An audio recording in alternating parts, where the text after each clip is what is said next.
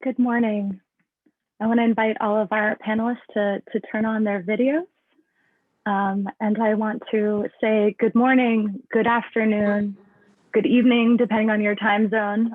It is my pleasure to welcome you to this high-level event, Achieving Gender Equality in Nationality Laws. My name is Catherine Harrington, and I'm the manager of the Global Campaign for Equal Nationality Rights, a coalition of national and international organizations, independent activists, and UN partner agencies working together to end gender discrimination in nationality laws. I want to extend a warm welcome on behalf of our co-sponsors, the governments of Australia, Eswatini, and Togo, UN Women, the UN Refugee Agency, the UN Development Program, and the Commonwealth.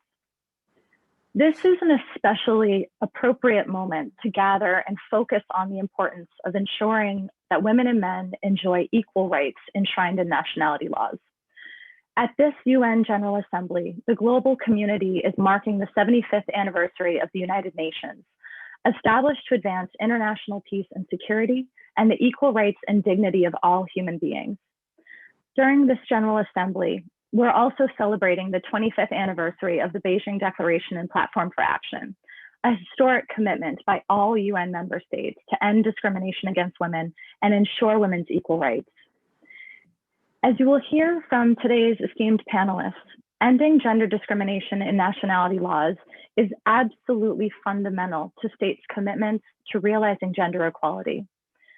It is also essential to achieving sustainable development and inclusive societies. Nationality laws form that most fundamental relationship between an individual and the state, citizenship. When nationality laws deny women the same rights as men to acquire, change, or retain their nationality, or to pass their nationality to their children or spouse, the law is implicitly rejecting women's equal citizenship and their equality within the family.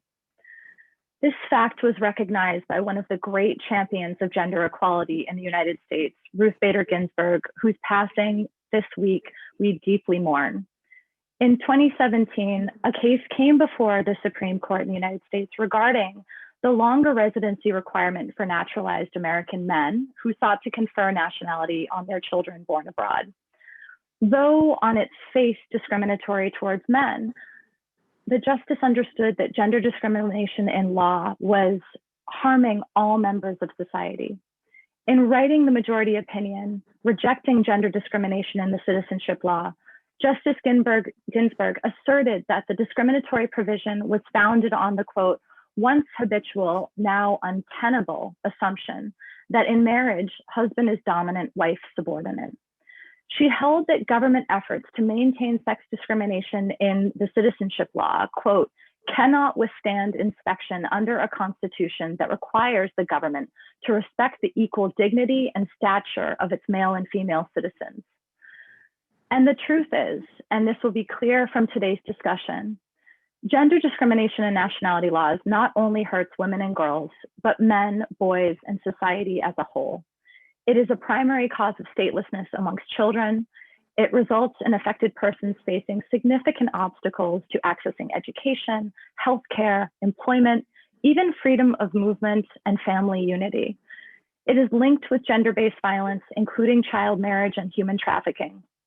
And in this deeply challenging moment when the world confronts the COVID pandemic, gender discrimination in nationality laws is making affected families even more vulnerable, resulting in children and spouses of women citizens being denied desperately needed COVID relief, and families being separated for months on end because women's non-citizen children and spouses were abroad when travel bans were initiated. However, this is a moment of hope because we know that these harmful and unnecessary man-made laws can be reformed quite quickly, in fact, with the political will. There are only 25 countries left globally that deny women the same right as men to pass nationality to their children. When the UN was founded 75 years ago, virtually every country denied women this right. There are approximately 50 countries that deny women the same right as men to pass nationality to a non-citizen spouse. But there is also significant momentum for reform in many countries and regions. And we will hear about this progress and these developments in the discussion today. And it's my honor to invite our esteemed panelists to share with you their reflections on this issue and why achieving gender equality in nationality laws is so vital. First, just a quick housekeeping items. One, interpretation is available in Arabic, English, and French. Hopefully, if you need it, you would have accessed this by now. If not, you will be able to access it by clicking the interpretation icon below and selecting your language. Please note that you must also select to mute the original language if you're using interpretation. If you have any trouble accessing interpretation, it's recommended to make sure that you have installed all updates on your Zoom software, and you can leave a comment for our colleagues that are providing support in the question and answer function in Zoom if you have a technical question. We're also inviting you to leave your questions for panelists, which you may post at any time throughout this discussion, again, in the question and answer, if you click the question and answer icon on your screen.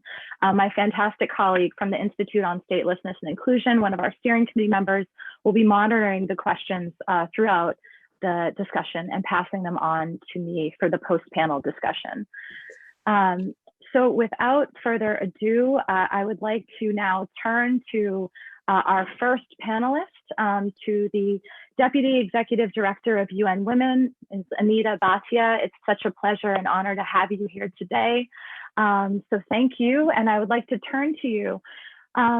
You know, as we've recognized, this year marks the 25th anniversary of the Beijing Declaration and Platform for Action, a groundbreaking commitment by all governments to eliminate discrimination against women. We're marking the 75th anniversary of the United Nations, as I said, established to promote international peace and security and the equal human rights and human dignity of all people. Would you share with us why ending gender discrimination in nationality laws is essential to the realization of gender equality, sustainable development, and security itself? Thank you very much, Catherine, and good morning, good afternoon, good evening to everyone here today. Excellencies, ladies and gentlemen, it's a real pleasure to be with you here today and to speak on behalf of the UN co-sponsors of this event, UN Women, UNDP, and UNHCR. Our executive director, Dr. Phumzile Malambo Naguka, sends her regrets that she couldn't be here today, and I'm delighted to be here in her place to just share a few reflections from the perspective of gender discrimination on the very important issues, Catherine, that you outlined in your introduction. I think we should start by just thinking about where we were 6 months ago before the pandemic hit, and remember collectively that 2020 was going to be the year when we were celebrating the Beijing platform and the achievements that different countries have made towards achieving gender equality. Instead, 2020 turned out to be the year where gender equality has actually been threatened by COVID-19 and the pandemic. And even before the pandemic hit, as we were looking at the reviews that we get from countries around the world where governments lay out what exactly they have done, we were concerned even before the pandemic. And then with the pandemic hitting, we are doubly concerned because we are actually seeing a big regression in many areas where there has been actually not sufficient progress to start with. Last week, we came out with a report jointly done with UNDP, which shows that 47 million women are going to fall back into poverty as a result of the pandemic. And later in the week, the Gates Foundation came out with its Global Goalkeepers report, which shows that in the last 25 weeks, we have actually lost 25 years of progress. So very sobering assessment of where we are today. And so this is, of course, going to have a disproportionately negative impact on the already difficult issue of nationality laws. And I'm concerned, as our counterparts in the UN, about a number of things. So first, we are concerned that this will actually slow down parliamentary deliberation and decision-making in many countries, including progress on reversing discriminatory laws, the enactment of new laws, and policy implementation of existing commitments, merely because governments are struggling to manage the huge public health and economic crises that they find themselves in. Then there are those who are left behind today as a result of perfectly legal discrimination, including those who are left without any citizenship at all. These are the nationalities, and these are the people who are the most vulnerable in this pandemic. And that is why we need today to agree to an accelerated and urgent call for action, and to make sure that we are approaching this issue not as something that can be dealt with once the pandemic is over, because it is actually very important that we deal with this issue now as an urgent matter. These laws that allow for legal discrimination contravene international human rights conventions, including CEDAW, including the Convention on the Rights of the Child, the International Covenant on Civil and Political Rights, and all of these have a widespread impact on families who are already under tremendous pressure because of the pandemic. And women's ability to pass on citizenship can actually place an enormous financial, psychological, and physical strain on families, leading to what often becomes an intergenerational and difficult to reverse spiral of poverty, destitution, and very often, an increase in family violence. Children are often left stateless in circumstances where the father is unknown, does not acknowledge paternity, or is stateless himself. And then this statelessness situation not only creates vulnerability, but also societal instability. And we've already seen in so many countries around the world, people are taking to the streets because they are feeling this real urge and desire for change. And when you think that statelessness is just one more contributing factor, it makes us realize why we need to pay particular attention to it right now with a sense of urgency.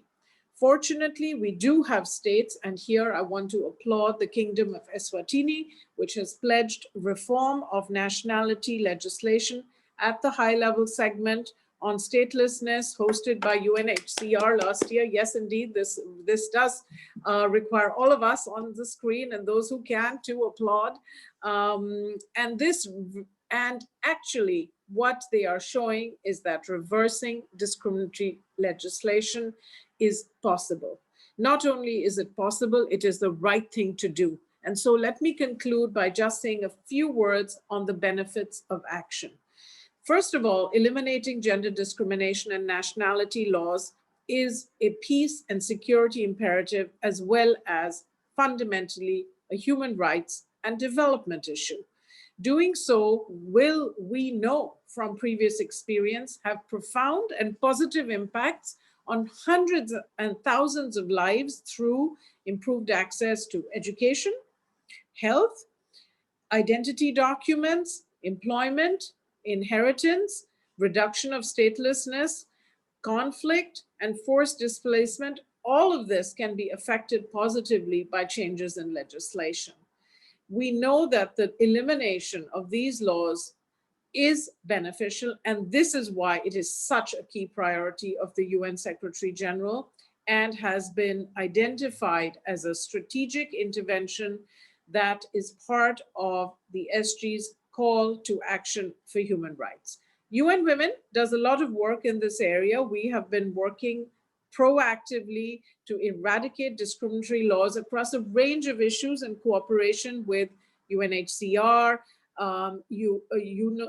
UNODC, the Commonwealth, the Global Campaign for Equal Nationality Rights, the Interparliamentary Union, the African Union, Internationale de la Francophonie, the Secretary General of Ibero-Americana, and other institutions. So really a very rich multi-stakeholder partnership that is driving this change. And earlier this year, we launched Equality in Law for Women and Girls by 2030, coinciding with the Decade of Action. And this is a multi-stakeholder strategy for accelerated action and a global framework.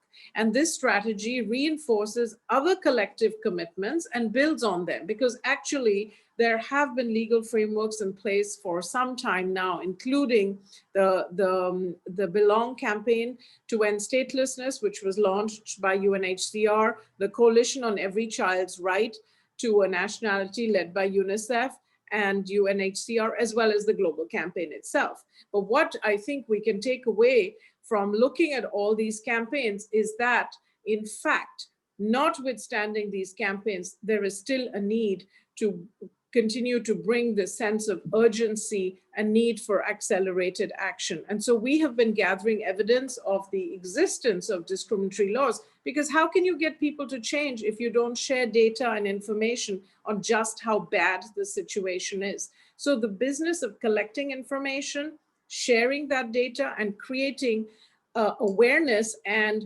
aha moments which really lead to that change is critically important, just like advocacy around any other really important issue. And so we have supported over the last few years 266 legislative reform initiatives, of which half approximately were directed just at this issue of discriminatory laws and practices. And in 2019 alone, about 45 pieces of legislation were repealed, amended, or passed, which address gender inequality.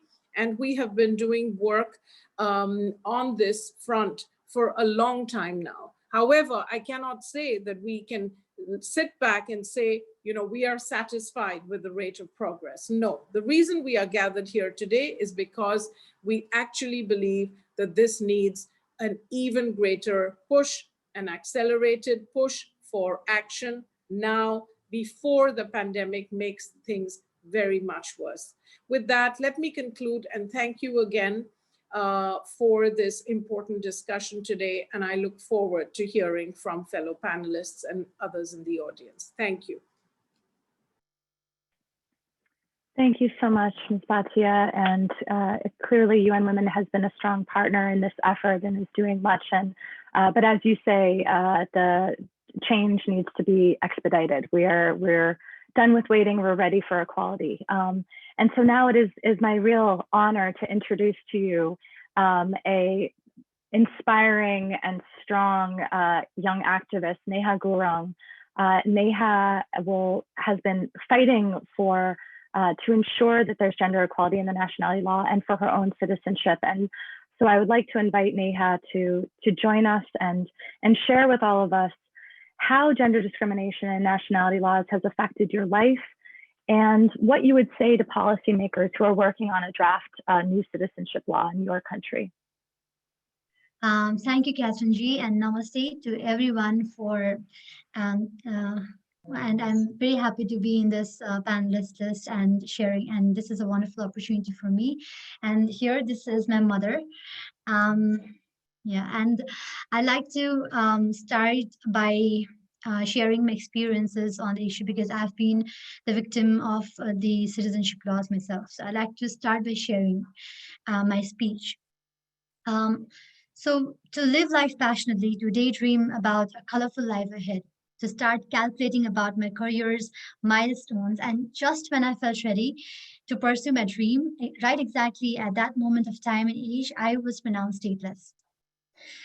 So namaste, as I mentioned, as Catherine G mentioned, my name is Neha Gurong, and I'm a girl who lost her country at a very young age. And with that, I lost my security, my confidence, and my dream to become a doctor all at once. So it happened this way after high school, when all my friends were preparing rigorously for bachelor's level entrance exam. I was running around government offices with my mother. While this experience took a lot away from me, it left me with three huge questions of why, how, and until when. Why I asked why I was stateless. They said that because your father is unknown and you are raised by mere women, your mother, and since women do not have the right to pass citizenship on the basis of your family lineage, you are stateless. And they instead threw humiliating questions at my mother, saying, though you raised your daughters well, educated them, we still need to know with whom did you sleep with in order to conceive the kids. And they said that this was the very important factor to determine our nationality. And I was baffled and shocked by their solo comments and questions attacking my mother's character. And I refused to take this as an answer. And the second question was how. I asked, so how was it possible to break this chain of injustice? To this, when no doors opened up for answer, my mom filed a case in Supreme Court, and just then, even I was rejected to join the bachelor's in medicine to pursue my dream career. And at that moment, it was a very dark moment of my life. And at just that time, my mentor, advocate Meera Dhungana, she is a lawyer who also fought our case. So her words became a guiding light through the darkness, and also an answer to how is it possible to break the chain of injustice. Let me share her exact words. She said that if you are unable to wear a white coat of a doctor and treat the sick, why not wear a black coat of a lawyer and try treating the sickly society? I had sat and wept oceans of tears by that time. But those words gave me the light of hope. And I thought of all those who are also facing the similar problems like mine. And this was a very deciding moment in my life. So I enrolled myself into a law school with the help of my mentor. And my mother here, she is unstoppable. When anyone throws stones at her, she builds house out of it. And blood doesn't flow through her veins. Determination is what flows through her. So she took the mission to fight for the justice. And I have a small sister. Me and my sister walked together with her. And what I like the most about this is that she not only fought through filing a writ petition in Supreme Court for us sisters, but she also started a campaign called Citizenship in the Name of Mother. And that campaign was very powerful in influencing the drafting of the constitution of our country. But the equality and justice was far from reach, because our constitution, though it mentioned that the men and women should be treated equally, it also mentions that Nepali women do not have the same right as men to pass their citizenship on to their children and spouse. Now, the third question, until when? I'd like to ask this question to all of you present here, that the rights and fundamental freedom of human beings have been recognized in 7 decades now. States' obligation towards women equal nationality rights has been recognized by CEDAW for about 4 decades. And the year I was born, 1995, a commitment was made by all governments in the Beijing Declaration and Platform for Action to uphold women's and girls' right to equality. But after all these years of hard work and dedication, countries are still entangled in the same old question of who are entitled to those human rights and who are not. How much of a human right should be allowed to a person? After all these years, human rights are still buried under the national and political interest. And even though we call equality a fundamental right in practice and in the actual words of our national laws, even in Nepal's laws, it is still secondary in countries where the patriarchal mindset is deep rooted. So I ask this question to you all here, that until when are we going to play hypocrite? Until when are we going to preach equality but not change our lens of patriarchy and misogyny, and not change the blatant discrimination in our laws? And I ask, is this suffering even necessary? Because united we can be a lot stronger. Today, where a piece of document decides our fate, around 15 million people around the world are stateless. We call them invisible people because they are documented nowhere. Imagine how they are living. In Nepal alone, there are around 5 million people who lack citizenship documents. They do not even have the right as much as refugees, and cannot even apply for asylum. So they don't. Let me share good news here. After sharing all the heavy news, my mom was successful in fighting the legal battle for me and my sister, and now me and my sister, we are the citizen of our country. But as I mentioned, This privilege that we got was only because my mom was very brave enough to fight for it. During COVID-19 lockdown, the stateless people in Nepal were worst hit, as without citizenship certificate, they were even restricted from receiving the state-provided relief services. A simple thing for many of us, like a meal a day, is a luxury for them. So even though now me and my sister are the citizen of our country and have citizenship from our mother's name, my heart is not free from those three questions of why should a woman not have the same right as man to pass her nationality rights, and why should anyone be stateless? How can we break the chain of injustice? And until when are we going to preach equality but not change our practice of inequality? Well, we got our citizenship from Supreme Court's decision, but relying on Supreme Court's decision to acquire citizenship from mother's name in each case is not at all a solution, but instead a waste of government's resources. The fact that our nationality laws still deny women the same right as men to pass citizenship to their family designates women as second-class citizens still. So I urge all the governments where this discrimination persists to take urgent action to enact reforms to uphold women and men's equal right to nationality. Even if there is a single stateless person in the world, we should keep this fight on. And as my mom always says, there is no alternative to winning this fight. Nepal is now in the process of amending the Citizenship Act. This is an opportunity for the parliament to right the wrong and to uphold the justice and equality, which will benefit the country as a whole. We know that countries can only really thrive when women and men's equality is upheld in laws. But while we wait for parliaments and decision makers to right the wrong, each day in the life of a stateless person is a ticking clock. They are losing their jobs, missing out on studies and scholarships, missing out on every human rights guaranteed in the international and national laws. So, as a student of law and a person affected by gender-discriminatory citizenship law, I would like to make a plea here. I take this opportunity to request you to work for a legal system where no one is left stateless and no one is denied equal treatment because of their gender. And while the stateless are fighting for the citizenship, can we ensure their other human rights are upheld? Their rights to education, healthcare, employment, freedom of movement, all these essential rights that are denied while they wait for a solution to their stateless status? Can the international community and the states come forward and protect these vulnerable groups of people and help them register themselves and protect their freedoms? I would like to conclude by saying that statelessness and discrimination in laws is a shame in human rights. So please let us all fight and work towards equality and towards abolishing this curse as soon as possible. Thank you so much. Thank you so much.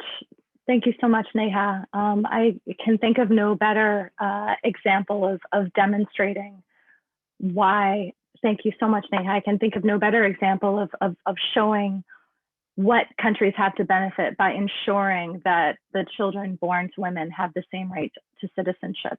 And you have much to contribute, and you are contributing to your country's development. So thank you. I'd like to turn now to the Honorable Minister Palili Shikantu, Minister of Justice and Constitutional Affairs of Eswatini. And as Ms. Bhatia noted, we have much to celebrate here, and we're really honored and thrilled to have your participation. As we noted, Eswatini made a significant commitment at last year's UNHCR high-level segment on statelessness. Would you discuss what led the government to make this commitment and the next steps to implement it?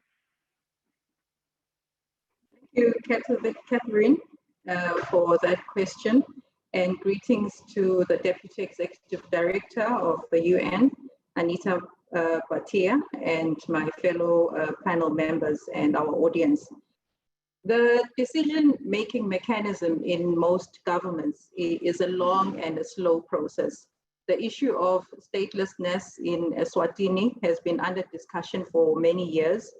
We ratified the 1954 Convention on the Protection of Stateless Persons and the 1961 Convention on the Reduction of Statelessness in 1999. We consulted extensively with stakeholders like UNHCR, government agencies, civil society, and affected persons on the issues such as the causes of statelessness, legislative loopholes, and administrative practices that lead to statelessness. We recognize that gender discriminatory provisions in nationality laws have a negative impact on society, as highlighted by our previous speaker. We also realize that children that do not have the right to receive their mother's nationality are impacted negatively because they are inhibited from fully benefiting from contributing to their homeland. We appreciated that the inability of a woman to confer nationality on their child and spouse on an equal basis with a man contradicted certain provisions of our Constitution, in particular Articles 14 and 20. In fact, Article 20, subsection 2 says that a person shall not be discriminated against on the grounds of gender. So gender discrimination in nationality laws is therefore not only a contradiction with the equality law principle, it also undermines equal citizenship rights for both men and women. Furthermore, we appreciate that discriminatory laws hold us back from achieving the Sustainable Development Goals, in particular goal number 5, gender equality, and goal number 10, reduced inequalities, and goal number 16, peace, justice, and strong institutions. After all these consultations, our Ministry of Home Affairs developed the National Action Plan to eradicate and prevent statelessness in the Kingdom of Eswatini, which was adopted by Cabinet in 2019. Now, in terms of what are we doing as Eswatini and our future plans and steps to protect the rights of women and also to implement the National Action Plan, we have made and undertaken a number of consultations with chiefs, traditional authorities, and stakeholders to sensitize them on issues of statelessness. We are also embarking on a study on stateless populations in the kingdom within the next 3 months, which will highlight the magnitude of statelessness in the country and come up with recommendations for reforms to reduce and prevent statelessness.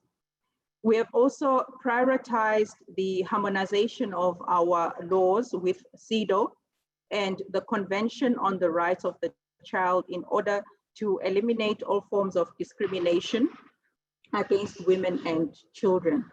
As a result, a number of our laws are being aligned with international instruments and also to meet the recommendations made to the country during the last Universal Periodic Review.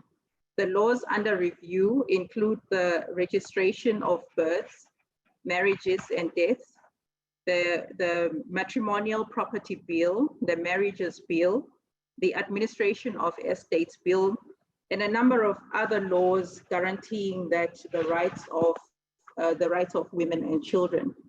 Government has also taken steps to ensure access to justice for all vulnerable groups who are to a large extent are women, children, the elderly, asylum seekers, refugees, and stateless persons.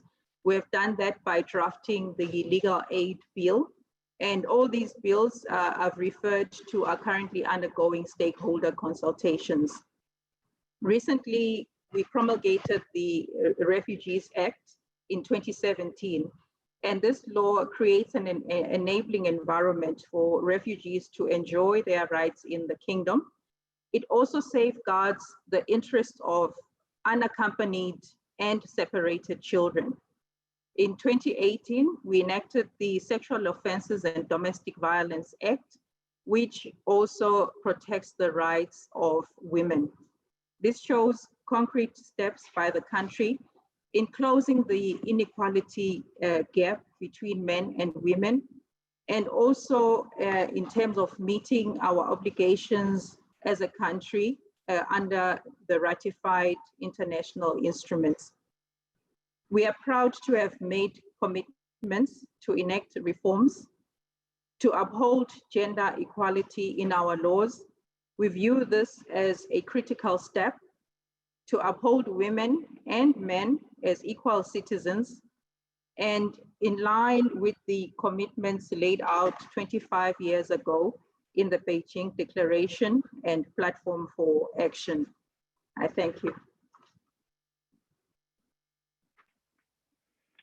Thank you so much, Honorable Minister. And this National Action Plan is such an important plan and an example of what can be done quite quickly. It was pulled together when this issue was raised in a government and civil society convening, I think just over a year ago.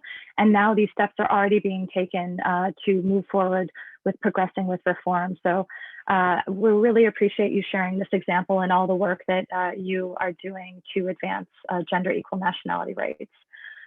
It's now my honor to invite the Honorable Minister of Justice and Director of the Seal from the Government of Togo, the Honorable Mr. Kokuzi Agbetomi, to join us. And Honorable Minister, we had the good opportunity in 2017 to have a national conference on achieving gender equality in Togo's nationality law. And there have been important developments since that time to bring the nationality law into alignment with the articles enshrining equality in the Constitution of Togo.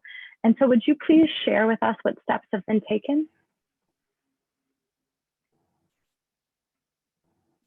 And the next speaker will be, the Honorable Minister will be speaking in French, so if you have not set your translation, your interpretation, I invite you to do so. Thank you. Donné de participer à ce panel. Et je remercie infiniment les organisateurs pour cette idée géniale qu'ils ont eue d'enclencher cette campagne mondiale pour l'égalité des droits à la nationalité. Notre pays, le Togo, s'est effectivement et rigoureusement, résolument engagé dans la lutte pour la réalisation de l'égalité des sexes dans la loi sur la nationalité. Et cet engagement participe à la lutte pour la promotion des droits de l'homme et principalement des droits de la femme dans tous les domaines. Et le gouvernement, conscient qu'il y a des disparités entre les hommes et les femmes quant à la transmission de la nationalité aux enfants, a pris certaines mesures qui devront naturellement aboutir à une révision prochaine du code de la nationalité actuellement en vigueur. Alors, il convient de fixer le tableau pour que vous puissiez voir un peu l'évolution qui conduit aujourd'hui à cette étape de l'engagement pour une révision du Code de la nationalité. Alors, si nous nous référons à l'existant, il est notable de constater l'effectivité des disparités. Et je n'en veux pour preuve que les dispositions de l'article 3, donc de l'ordonnance numéro 118 34 du 7 septembre 1978 qui porte le code de la nationalité togolaise et qui est relatif au mode de transmission de la nationalité par la mère, mais qui est assujetti à certaines conditions. Alors, pour redresser ce déséquilibre qui constitue une disposition discriminatoire à l'égard de la femme, le constituant de 1992 a pris la mesure de redresser le tir en disposant dans l'article 32 de la Constitution que désormais la transmission de la nationalité peut se faire par le père qui est togolais ou la mère qui est togolaise, tout simplement. Mais cela ne suffit pas, puisque là, il s'agit d'une disposition constitutionnelle. Il va falloir faire une transposition au niveau du Code de la nationalité. Ça, c'est le premier aspect. On a eu à constater aussi, à d'autres niveaux, qu'il y avait des disparités. Par exemple, au niveau de l'article 23 de la même ordonnance, quand une femme étrangère mariée à un Togolais, qui donc acquiert la nationalité par la voie de l'alliance, est divorcée d'avec ce dernier, cette femme perdait la nationalité togolaise lorsqu'elle est séparée de son mari togolais. Mais alors, pour corriger aussi cette discrimination, il a été inséré au Code des personnes et de la famille une disposition qui dit que non, même lorsqu'il y a divorce entre la femme étrangère et le mari togolais, celle-ci ne perdait pas sa nationalité, sauf décision contraire du juge. Alors, donc, ce deuxième constat, qui constitue un rééquilibrage sur le plan de cette discrimination, devra aussi être transposé au niveau du Code de la nationalité. Par ailleurs, une disposition du Code de l'enfant prévoit aujourd'hui qu'un enfant étranger qui est marié à un Togolais ou à une Togolaise peut lui transmettre automatiquement sa nationalité. C'est la nationalité par la voie de l'alliance. Alors, il importait donc de réunir tous ces éléments disparates pour en faire une insertion au niveau du Code de la nationalité. Et pour cela, il faut réviser le Code de la nationalité. C'est pourquoi depuis 2017, comme vous avez indiqué comme date de référence, des efforts ont été faits pour réunir ces dispositions disparates et maintenant préparer une révision du Code de la nationalité. Cela a été fait et il y a eu un atelier, un séminaire atelier qui s'est tenu à Lomé du 23 au 25 avril 2019 sur un avant-projet de révision du Code de la nationalité qui a été donc validé. Donc, nous avons une nouvelle mouture d'un avant-projet du Code de la nationalité qui est maintenant, qui va être mis dans le circuit en vue d'une prochaine adoption par l'Assemblée nationale. Donc, l'étape à laquelle nous sommes arrivés est celle-là. Donc, si tout va bien, nous allons poursuivre les efforts pour que ce nouveau texte soit adopté en vue de réaliser l'équilibre entre l'homme et la femme en ce qui concerne l'égalité des sexes dans la loi de la nationalité que constituera le code de la nationalité. Et ainsi donc, toutes les disparités auraient été réparées. Voilà donc brièvement ce que notre gouvernement s'est engagé à faire et s'est mis à faire jusqu'à ce jour. Et je voudrais donc vous remercier pour votre aimable attention.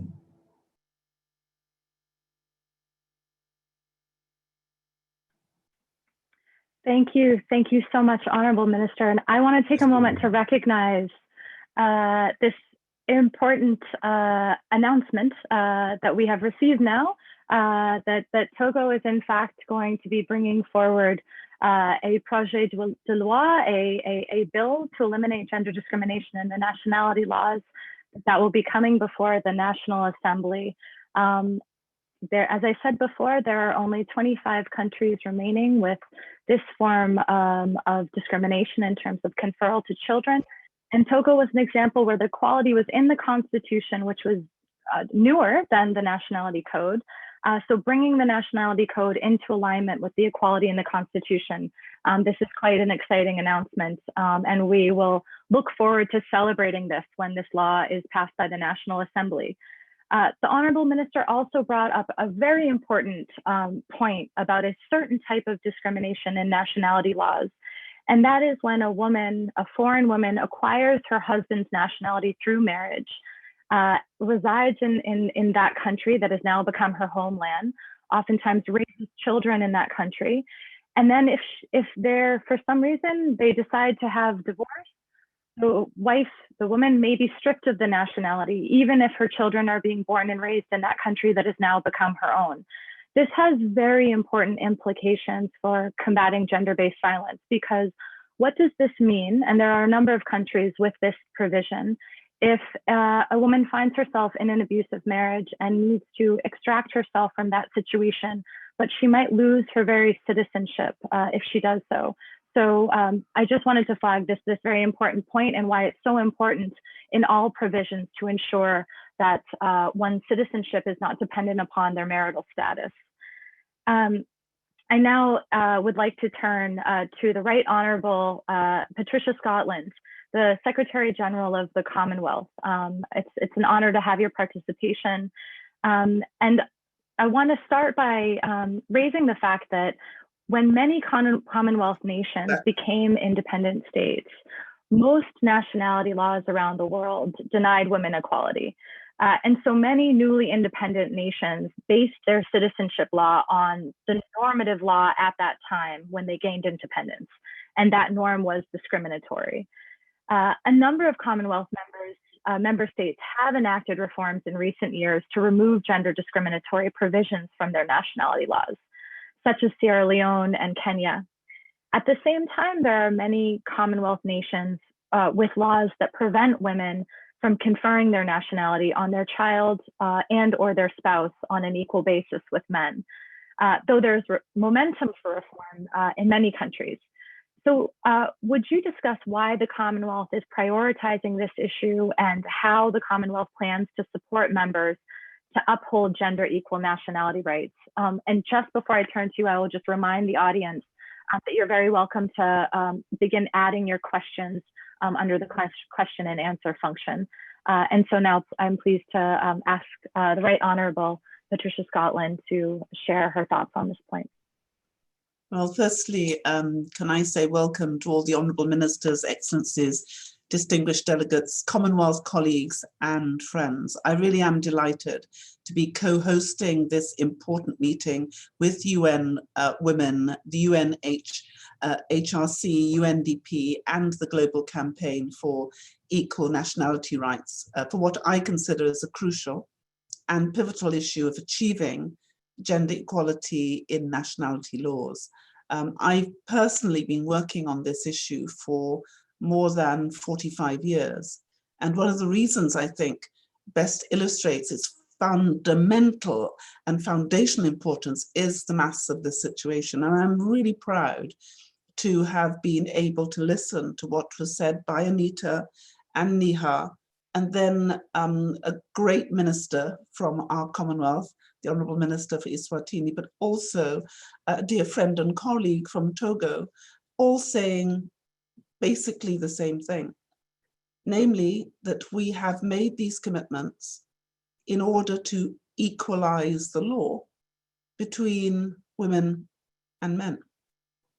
And the reason we've done that, and the Commonwealth has been stalwart about doing it, is because we absolutely understand that if women make up 50% of our world, and it is impossible to see a way in which we can achieve our full potential, maintain our prosperity, or even meet the Sustainable Development Goals if we are only ever fully going to use half of our population. So unless and until we get real and legally enforceable equality for women, we will continue to hobble ourselves economically and socially and fall short of our full potential. So over the past few months, as the world has grappled with the impacts of COVID-19, we have in many ways pushed the pause button on so many of the aspects of our lives. But let me be clear that we in the Commonwealth feel that equality cannot be one of them. And economically, the world is facing potentially the most severe depression in the last century. It's estimated that we are about to lose 32% of the world's economy. So equality, legally and societally, is the bedrock of our future prosperity. And if we want to cut generational disadvantage, then we have to make sure that both our men and our women can equally give the rights to their male and female children. Because when we're talking about the rights of a woman to pass on her nationality, it is not simply passing on her nationality to her female children. It's her male children who are also disadvantaged. And it's right that we have 25 countries still who have not been able to deliver the equality they desire and have signed up to, and that there are 50 other countries who are struggling with this issue. And amongst them are a number of countries within our Commonwealth family. And there is a determination, and has been a determination made by the Commonwealth leaders, that this inequality should not persist. And our Commonwealth has been committed to equalizing the law, not just talking about it, but actually doing it. Because one of the things we also know is it is not enough simply to have the law on the statute books. What is equally important is the implementation. Because if the law can't be touched and tasted and seen and implemented, then it is of little use. So if you look at what we in the Commonwealth are doing now, is we are coming together not only to review all of the laws in relation to nationality, but the other laws too, which discriminate unfairly or improperly against either gender. And it is right, as we've been talking, that some of this is a historical legacy.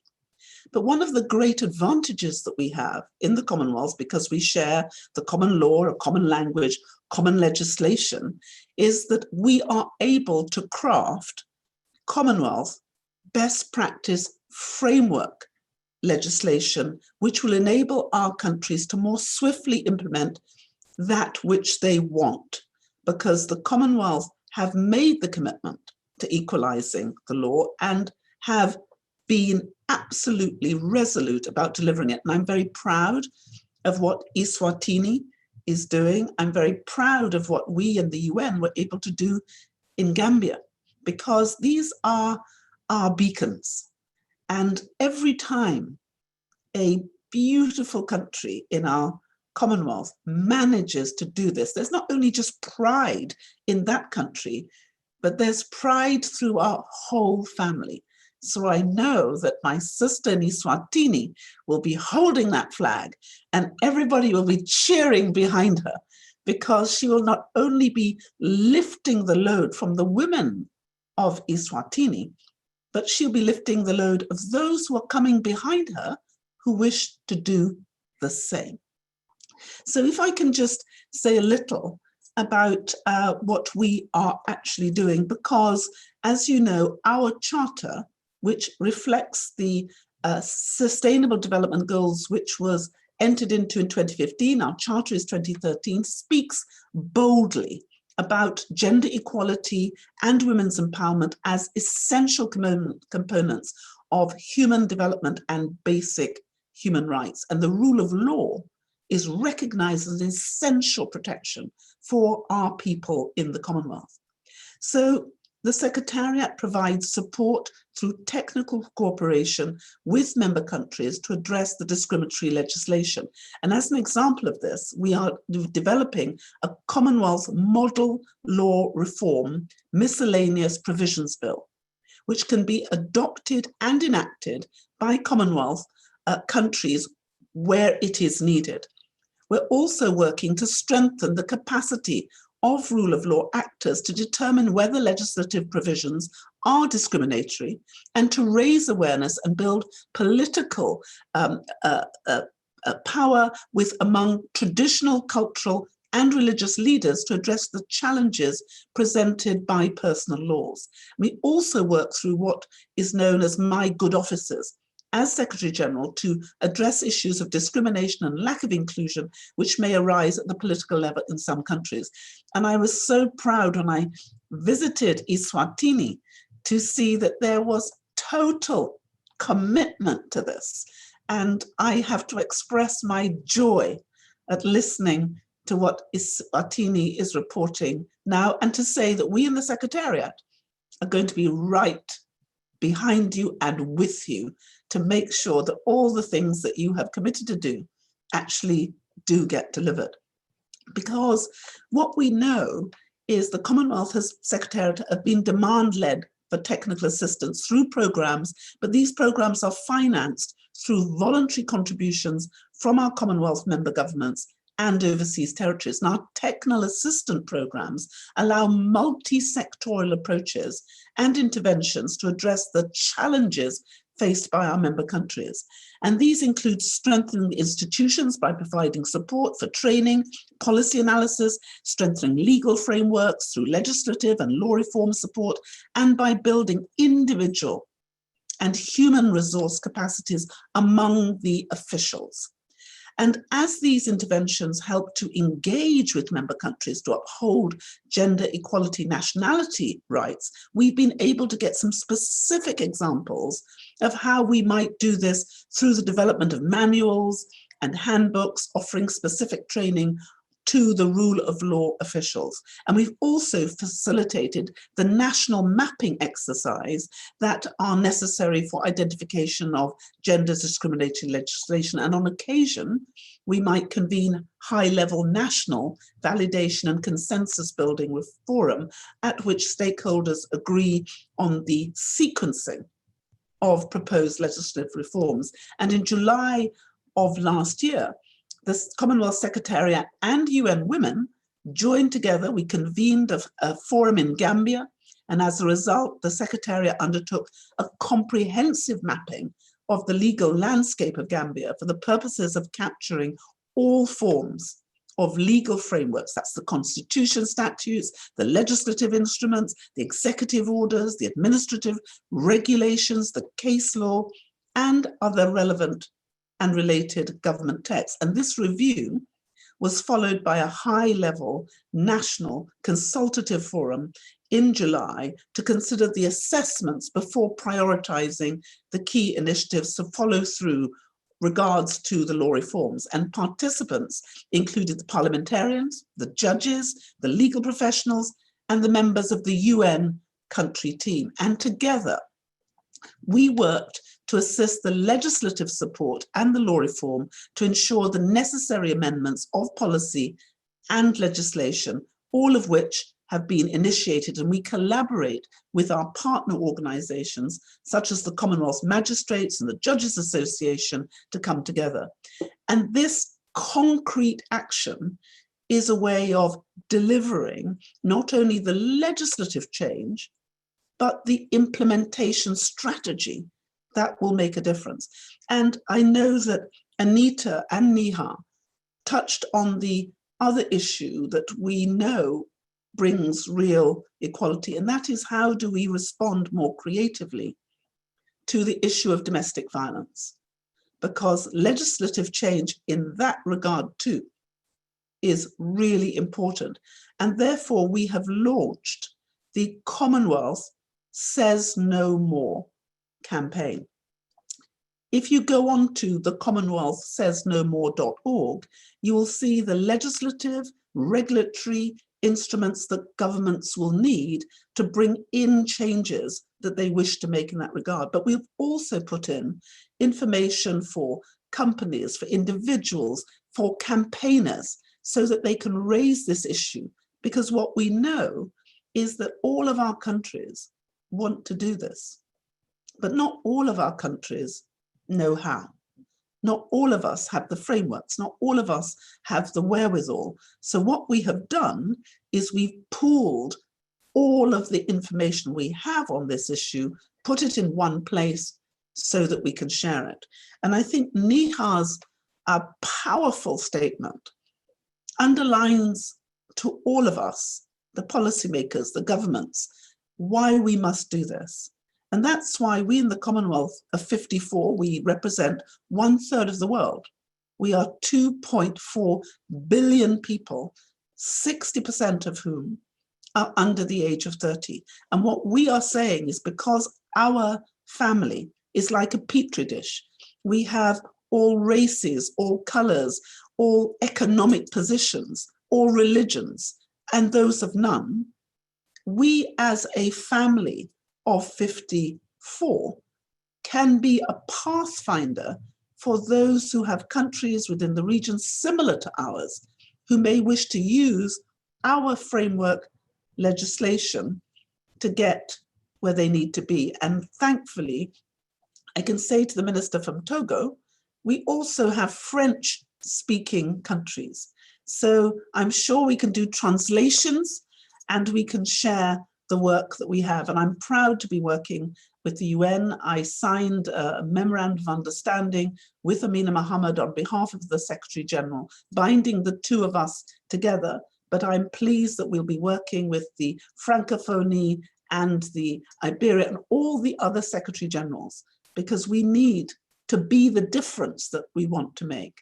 And this legislative change, I believe, is a critically important stepping stone that we need to make available to all our member states to get them where they need to be. And so I really want to thank everyone who's come on board, and I want to thank the UN and the Global Campaign for Equal Nationality Laws for coming together and making this wonderful opportunity available to all of us. Thank you. Thank you so much for sharing all of the impressive work that the Commonwealth is doing to advance gender equality, including in nationality laws. And I think, when you raise the Gambia example, it's just so powerful to see and to consider what really can be done quite quickly with the political will, when the political will is there and when the support is provided, the technical support and other forms of support. And I know, speaking on behalf of the Global Campaign for Equal Nationality Rights, we're really thrilled to be working with the Commonwealth to have you here and to continue to support this advocacy and providing this technical support together. So I thank you very much. And I would like to now, before we're close to our discussion and question and answer with the audience, I would like to now turn to the Ambassador and Deputy Permanent Representative of Australia to the United Nations in New York, Ms. Julia Feeney, for any reflections on the conversation that we've had thus far, and if you like any questions as well. Thank you. Thank you, Catherine, and thank you, panel members, especially Neha, for your powerful story. As we know, most stateless people were born in countries where they have lived their whole lives, yet they often remain unseen and unheard because they can't open a bank account, find a job, or even send their children to school, things that most of us take for granted. As we've heard today, gender inequalities in nationality laws can result in statelessness. But beyond this, denial of the right to a nationality can also undermine other human rights, such as the right to identification, leading to issues such as gender-based violence, as others have mentioned, and impact access to education, health, and livelihoods. Children can also face the devastating consequences of these discriminatory laws and are often unable to access services that citizens take for granted and should take for granted. The Asia-Pacific region has the third highest concentration of nationality laws that discriminate on the basis of gender globally. Most countries in the region grant women equal rights to confer nationality on their children, with some exceptions. However, around 15% of countries with other types of gender discrimination in their nationality laws, such as laws that prevent women from conferring nationality to non-national spouses, are in the Asia Pacific. Australia is concerned by statelessness and discrimination, particularly in our region, and we welcome cooperation to mainstream the prevention and reduction of statelessness across global humanitarian and human rights agendas. Achieving gender equality and nationality laws is a key part of this. Next week, the UN member states will come together to celebrate the 25th anniversary of the 4th World Conference on Women. Removing gender discrimination in nationality laws is essential not only to realising the Beijing Declaration and the Platform for Action, but also to achieving the Sustainable Development Goals and fully realising the principle of leaving no one behind. Australia is pleased to continue to advocate on this issue and welcomes the discussion today and looks forward to hearing much more good news on this issue. Thanks very much.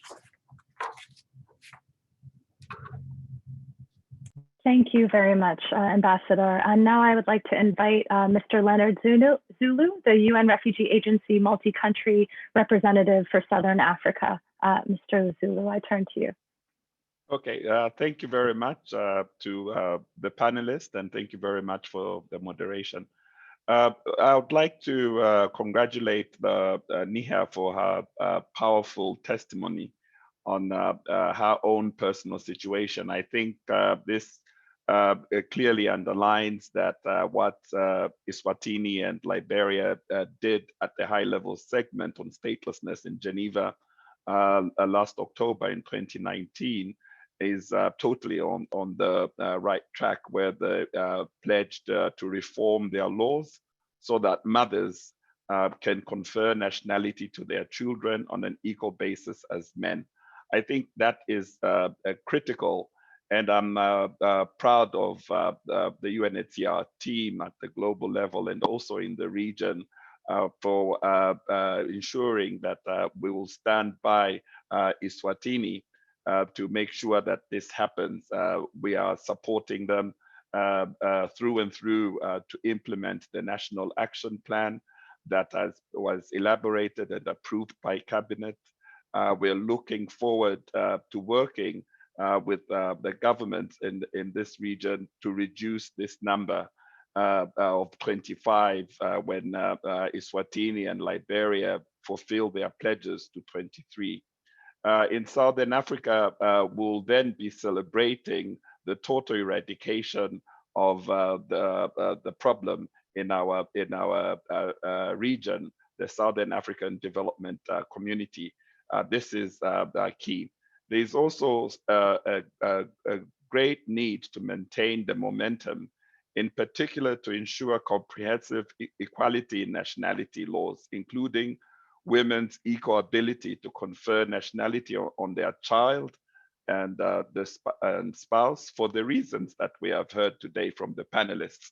And I see a total commitment and a steadfastness by the government representatives to really come together with the international community and deliver on these pledges. And this is important, especially that we are 25 years in from the Beijing Declaration, and just 4 years out from the timeline of the global campaign led by UNHCR to end statelessness by 2024. I'm also quite pleased that in Southern Africa, the SADC Parliamentary Forum, the Regional Economic Community, Southern African Development Community, the Parliamentary Forum has adopted a resolution to end statelessness in the region. This is important because for the laws to change, the legislatures have to be in full support. And to hear the parliamentarians in their forum making these commitments to ensure that there are no reported cases of statelessness due to lack of birth registration, that all states treat men and women equally with regards to confer of nationality to their children, and with regard to acquisition, change, and retention of nationality really is something to celebrate in our region. And it's also quite important to underline and remind everyone in the audience that things are changing positively. 140 member states of the United Nations are party to the 1954 Convention relating to the status of stateless persons. And importantly, 130 are party to the 1961 Convention on Reduction of Statelessness. So it's very important that a concerted and united effort and solidarity is demonstrated, as this is imperative, as we heard from the Secretary General of the Commonwealth, that it's the community of nations really that comes together, provides the resources. You can have the technical support and know-how come in from organizations such as the Commonwealth and UNHCR. But ultimately, it does take resources, it does have financial implications, and we have seen member states stepping up and willing to support this process as we go along. So UNHCR calls on all regions to step up efforts towards fully equal nationality rights and other steps needed to put an end to statelessness once and for all, and on all stakeholders to support robust implementation of the 360 pledges that were made at last year's high-level segment on statelessness. It's very important that we come together, we unite, we support countries such as Eswatini that are willing to make change that matters most, that is positive. There is no public interest that is served in having this kind of discrimination on the statute books. So thank you very much to all the panelists, and I look forward to interacting with the audience. Back to you. Thank you. Thank you so much, Mr. Zulu. Thank you. And so now we have many questions that have come in. I see we have 15 minutes, so I'll try to get through as many as possible. My apologies in advance for any of those that I don't get to. And I'll invite our panelists, and I know being on the other end, this is much easier said than done, to try and keep your responses brief so that we can get through as many questions as possible. I'll turn the first question to Neha. This question is from Vanessa Maytu, who is the African Union Youth Envoy. And Vanessa asked, how can young people and youth-led organizations support at the grassroots level and contribute significantly in achieving gender equality and nationality laws? And I know, Neha, you have much experience working on the ground, calling for these reforms in very creative ways. So Neha, I'd love to hear your response to this. The organizations in the and activists and the human rights activists in the ground and the grassroots level plays a most important role actually in the process of legal change and social change as a whole. Like, for example, my mom, she has been an individual activist for a very long time, because when we had started having this issue of citizenship, She not only, like I said in my speech, she not only fought for our cases in the Supreme Court, but she individually as an activist, she started a campaign called Citizenship in the Name of Mother. So there are many creative ways she adopted. For example, she opened a Facebook page called Citizenship in the Name of Mother. And at that time in Nepal, there was no such issues or movements or anything was talked about this issue. So that was when she started writing to every high level, like any parliamentarians she knew, even by the way, even she wrote to the then Prime Minister of Nepal in the Twitter, and she shared all her stories, and like small things like the matter is getting in touch with the one who is in the position of decision making, because when the decision makers and the parliamentarians, like our panelists suggested, mentioned, when the parliamentarians and the decision makers are aware and are aware enough about the issue, and are making the laws, right? So so to reach to them, there can be many ways a grassroots level activist can do. For example, my mom even gathered the group of activists, and they sat for a relay hunger strike, and we also had this many platforms. I think more than me, she would like to share like how a grassroots level activist can really make an impact in the movement. So maybe I could give a short time for her. With your permission, two lines over here. Yes, please. So thank you very much for listening to Neha's story. The question is how can the youth be involved in this campaign and bring the change? That's what I perceived. So for me, I personally feel that we need to have a strategic goals where we are heading towards. What are we dealing with? We need to know exactly what is going on. For example, is it only the group of people up there making policies who are the problem, or is it the social belief system? What is it that we need to break? We need to identify that first. In different places, there could be different causes and reasons, So unless we identify this, we will not be. We might be targeting, we might be targeting in a very dark target, that we don't know where we are heading towards. So first we need to identify if it is a social belief, if it is a patriarchal society, if it is a discrimination to third gender, or if it is a discrimination, a class discrimination, what is it that we need to target to first? Because the lawmakers are just the manifestation of what the social system is, I personally feel. So unless we target, because what we have observed is most of the time we are only targeting government. But when we are targeting, I have realized over these years, when we are targeting government, we should understand in some way that sometimes what happens is it's not only the government that is restricting this whole rights and all that kind of thing. Unless we go to the mass, we educate them, we explain to them. When the demand comes from the public, when the demand comes from the people, then only that change is possible. So I personally feel there has to be the kind of projects that has to do with a lot of mass movement of youth in this regard. A lot of discussions needs to be done. Thank you very much. I think it's a lot. Thank you so much, Deepti. And I'd like to turn the next question to the Right Honourable Patricia Scotland. And this is for an anonymous question. You said gender discrimination has a foundation and legacy in culture. How do you think gender equality can be realized beyond reforming legislation?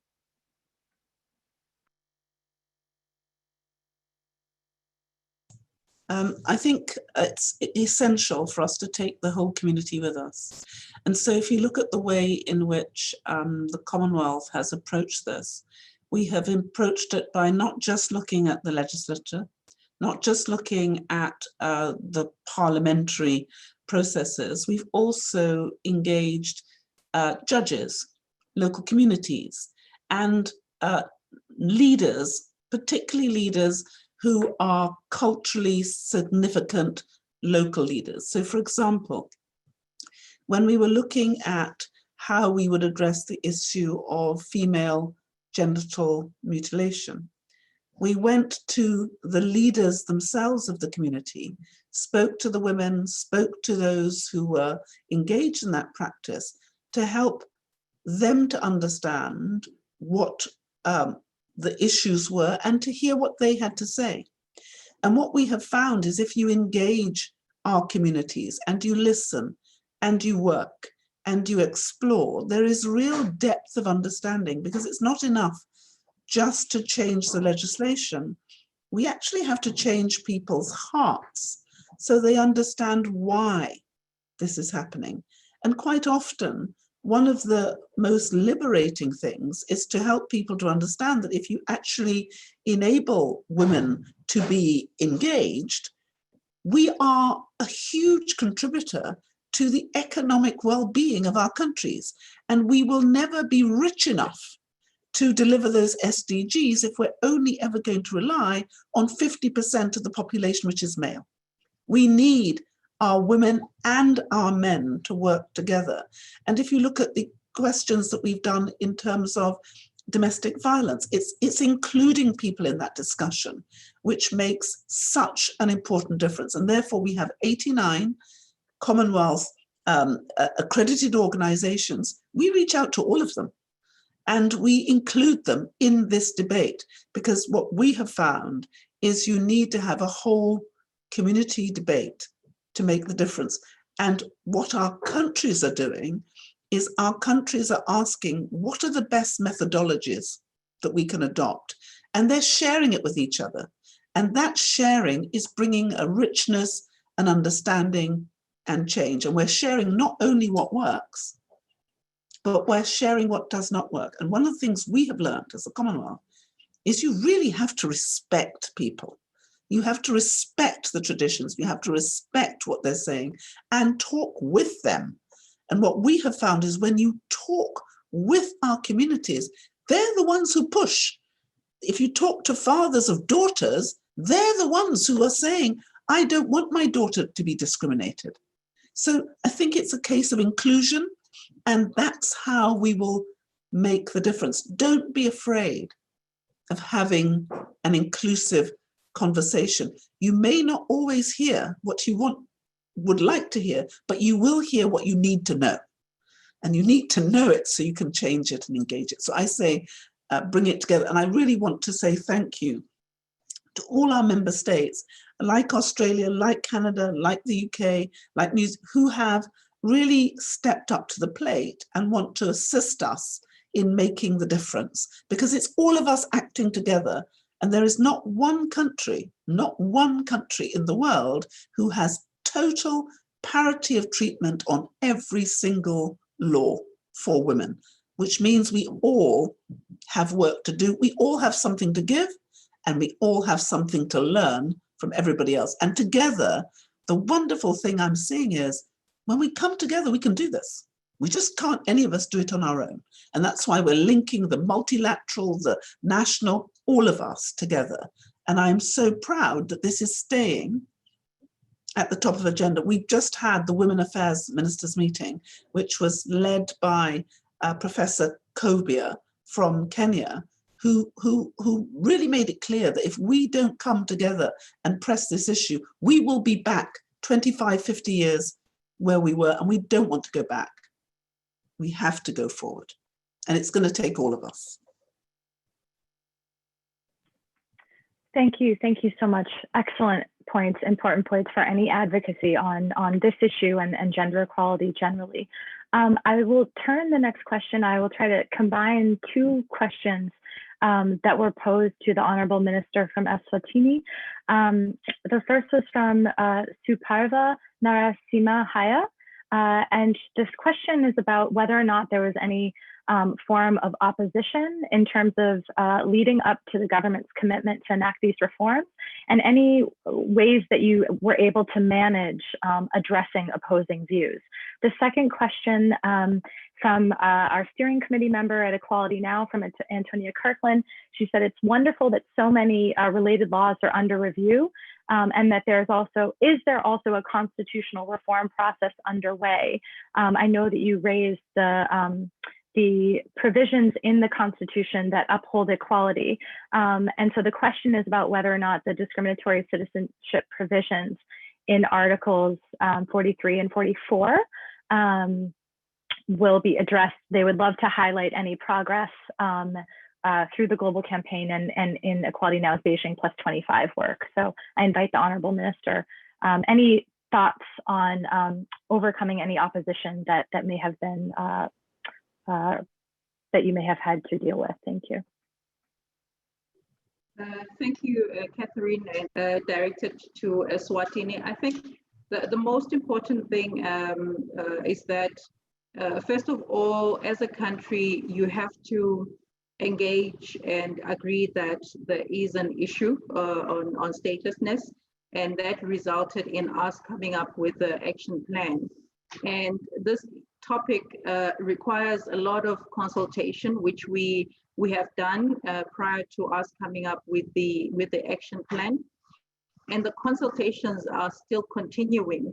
As I have mentioned in my address, that we will also be doing a study to determine the extent of the problem, and also that report will make recommendations. And I wouldn't want to preempt the recommendations that will come from that study, but Eswatini is committed by virtue of signing the international conventions and coming up with an action plan. It shows our commitment not just to end statelessness, but our commitment in terms of addressing all discriminatory laws, and also looking at the rights of women and also the rights of children. And I think as a country, we've taken this, the issue of women and children, as a national issue, and we are looking at a number of laws, and we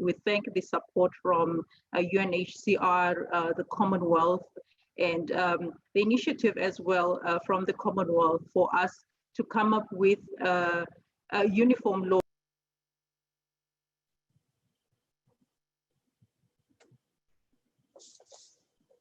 Especially on issues around statelessness, where you find that it's actually caused by gaps in legislation in a particular country, so where the laws don't address that. And coming up with uniform laws as the Commonwealth, as SADC, it's an important issue.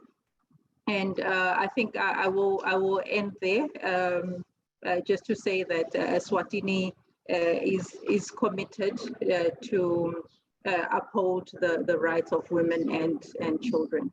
Thank you.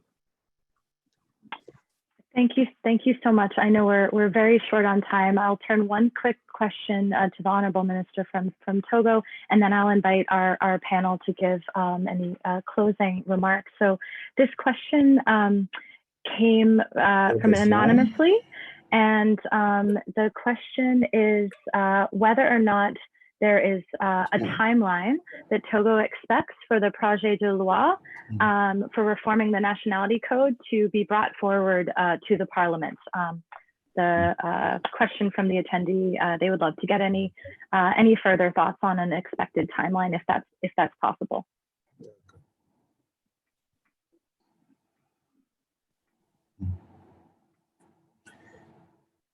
Bien, merci pour la question posée. Je vais être franc avec vous. À ce jour, je ne puis vous affirmer qu'il y a un calendrier qui a été arrêté pour l'introduction de cet avant-projet de loi portant révision du Code de la nationalité au Parlement. Pourquoi?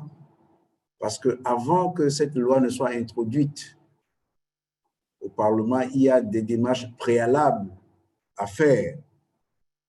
Quelles sont ces démarches? Il faudrait que l'avant-projet de loi soit d'abord discuté en Conseil des ministres, adopté en Conseil des ministres avant d'être envoyé en commission des lois au Parlement. Donc, pour le moment, l'agenda n'est pas encore arrêté pour ce faire. Voilà la réponse. Mais je saisis l'opportunité pour intervenir et dire un mot à la suite de l'intervention d'une panéliste qui parlait du changement de mentalité par rapport à ce problème d'égalité des sexes dans la loi sur les nationalités. Parce qu'il faut reconnaître que c'est un problème social qui amène les uns et les autres à d'abord comprendre le bien fondé de cette démarche qui tend vers cette volonté de réaliser l'égalité des sexes dans la loi sur les nationalités. Et je crois que le contexte social peut varier d'un pays à un autre. C'est pourquoi je partage son avis selon lequel il est nécessaire de sensibiliser les populations, de partager le souci avec elles. Il est nécessaire que les mentalités soient changées parce que si on évolue d'un système de patriarcat vers un système de matriarcat, par exemple, c'est plus facile. C'est pourquoi chez nous, le processus pour l'adoption de cet avant-projet de loi a intégré une démarche inclusive. Le séminaire atelier de validation de l'avant-projet de loi a vu la participation de divers départements ministériels qui ont apporté leur plus, c'est-à-dire leur idée pour renforcer cette volonté de voir la société évoluer vers cette égalité de sexe. Donc, il est très important que dans tous les pays, cette démarche soit inclusive, ce qui fera que lorsqu'un texte sera adopté, il n'y aura pas de mal à pouvoir l'appliquer. Donc, voilà ce que je voulais dire pour renforcer l'intervention de la panéliste qui avait précédé. Merci pour votre aimable attention. Thank you very much. And I regret that there are so many good questions, and I'm so sorry to all of you that we don't have the time to raise them. So I'd like to turn now to the panel, and we'll go in the order of speakers for just any closing comments. Unfortunately, the Deputy Executive Director from UN Women had to leave, so I'll turn to Neha. If I could ask our panel to keep your closing remarks to just under a minute if possible. Thank you so much.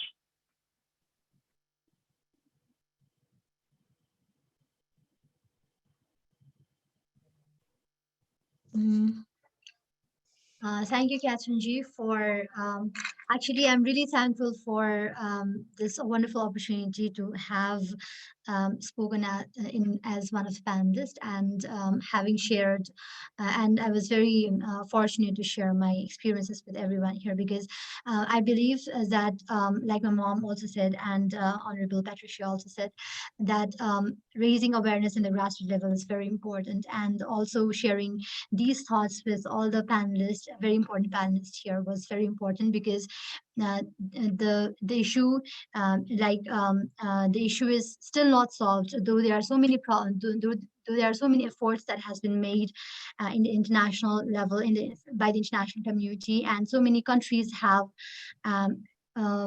brought new changes in their laws. Nepal is still Nepal has still, even in the constitution of our country, there are still so many discriminatory laws, and this issue, we cannot say that we've done enough and like stop talking about it, and this has to be talked about again and again. And as my mom always says, that there is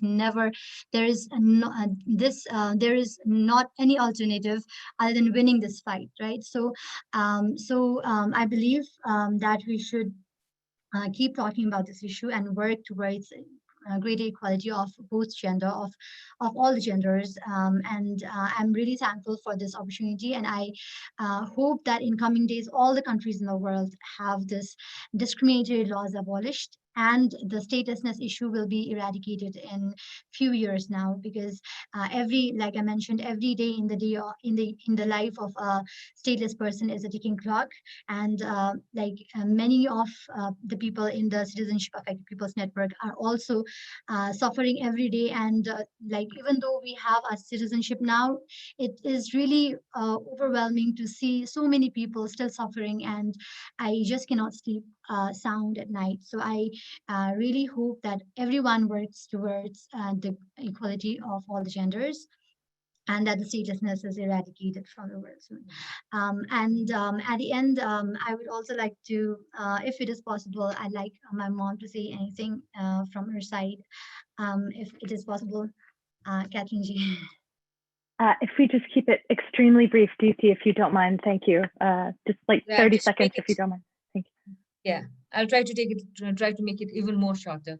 So once again, we have come to the end of this whole panel. But at the same time, I personally feel like, being a campaigner for this movement, I feel like the international community still does not have that level of intensity, that urgency is still not yet felt, to be very, very honest, at least at this part of the world, to be very, very honest. Because what do we get at the end of the receiving end as a stateless person, as a victim? We're always getting recommendations after recommendations after recommendations. So recommendation is not going to help anything to these stateless people directly in their life. So I think we all should come together, get together, and try to, not to sound very negative, but just to bring one more force. If we all can come together even one more big time, I think this problem can be solved. Thank you very, very much for all your efforts on behalf of stateless people from all over the world, I would say. Thank you. Thank you so much, Neha and Deepti. And I turn now to the Honorable Minister Shakantu. Thank you. Thank you, Catherine, and thank you to all the fellow panelists for the rich discussions today. And in particular, just to thank Neha for sharing her story. I think your story, Neha, will help us as governments to fast track the reforms. I think the message is loud and clear that it's not promises. We must act to make sure that we enforce the reforms. So we thank you very much for that. And in conclusion, I just want to say that the COVID-19 pandemic has shown us how important it is, to belong. I think that's the I Belong campaign. It has shown us how important it is for a person to really belong. We've seen governments rolling out assistance programs to citizens, and stateless people have been left out in most cases from these programs. So I just like to encourage all governments to roll out inclusive programs during the COVID-19 pandemic that will benefit everyone regardless of their legal status. I think that is something that can be done in light of what we're going through right now. Thank you. Thank you. Thank you so much. And now I turn to the Honorable Minister of Justice from Togo, Honorable Minister Agbatomi. Your last words.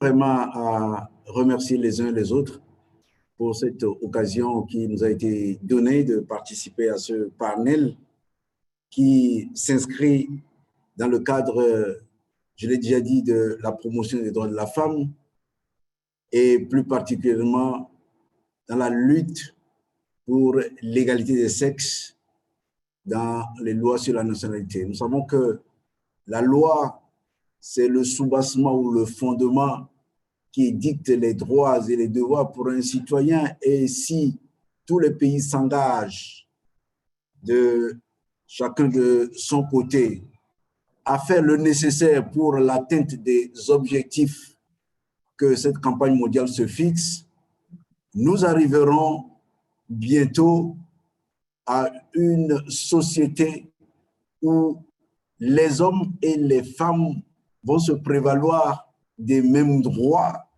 sur la nationalité et pourront les transmettre à leur progéniture pour le bonheur de ces derniers et pour l'enrayement, comme certains ont eu à le dire, de l'apatridie.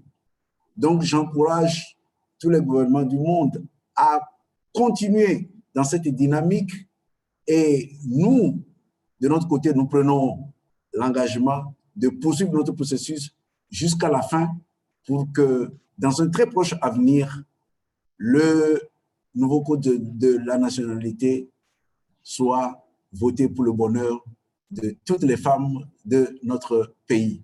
Je vous remercie.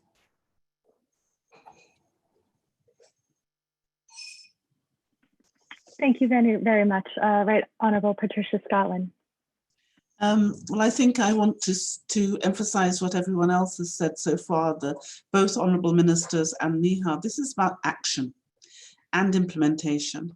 And I hope that we will not only talk, but we will act. So, for example, we in the Commonwealth are proposing that we have an eliminate gender discrimination legislation, which is pan-Commonwealth. We're going to focus on 15 member countries in Africa, Caribbean, and the Pacific to undertake in partnership, we hope, with the UN Women, an eliminating discriminatory laws towards achieving the gender equality, which requires the realization of the transformative ambitions of the 2030 Agenda for Sustainable Development. I hope that our countries will be generous, that they will step forward and enable us to have the resources to undertake this implementation work, because we think it will help not only our Commonwealth countries, but everybody else who's struggling to put together a real plan of implementation that will enable us to do what Neha and her mother so painfully have described for us. And that's a solution to these problems, which we, I believe, can do if we choose. And the Commonwealth is certainly choosing. Thank you. Thank you so much. I want to thank our esteemed panelists for a wonderful conversation. Our large audience of participants all over the world. We're so pleased to have you all here with us. Our co-sponsors, the governments of Australia, Eswatini, and Togo, UNHCR, UN Women, the UN Development Program, and of course the Commonwealth. On behalf of all of us in the Global Campaign for Equal Nationality Rights, I thank you for your participation. And really, as it really comes down to what we say at the Global Campaign for Equal Nationality Rights, equal citizenship requires equal nationality laws. And so we really look forward to working with all of you and all of you gathered here as audience members in realizing a world where all nationality laws uphold women and men's equal citizenship for the benefit of everyone. So thank you so much. Continue the conversation online on Twitter. Last huge thank you to Elena from the Institute on Statelessness and Inclusion for all of her technical support. So I thank you. Let's keep the conversation going online, and wishing you all much health and safety and a good rest of your day and this General Assembly. So thank you to everyone.